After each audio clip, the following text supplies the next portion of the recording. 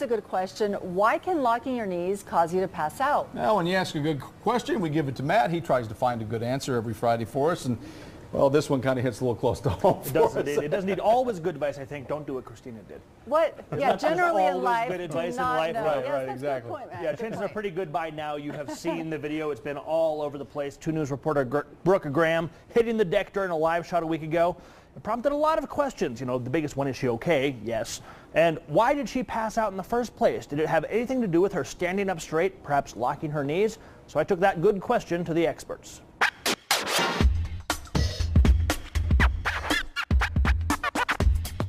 We have already had the first fall on the skis. 2 News reporter Brooke Graham unknowingly foreshadowing during this live promotion last Saturday. Her live report, which followed a few minutes later, was destined to become internet lore. You guys are teaching me how to cross-country ski, so give us some bass. Brooke is fine, and the video was posted to YouTube, where it has been seen close to 5 million times and has generated thousands of comments, prompting many to speculate that she passed out due to locked knees.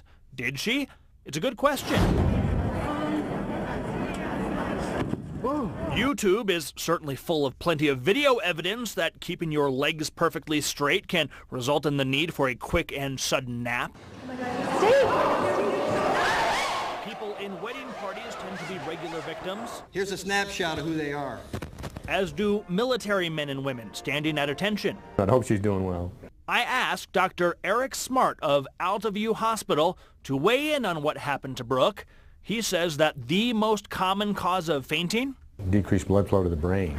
And he says locking your knees can absolutely contribute to that, with gravity working against the body, trying to pump blood to the brain. When you're standing up with your knees locked, then blood tends to want to pool in the lower extremities, and it's a little more difficult to get it up to the head and to the brain. If your knees are bent a little bit, the muscles of the legs contract, and they act as a little bit of a pump to help facilitate getting blood out of the legs and up to the upper body and to the head. So give us some bass.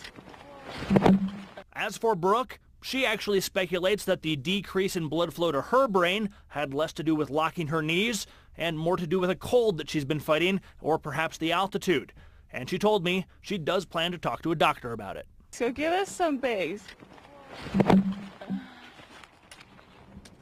Yeah, and Dr. Smart told me that fainting is rarely an emergency, but that if it does happen to you a few times, probably worth talking to your doctor about it.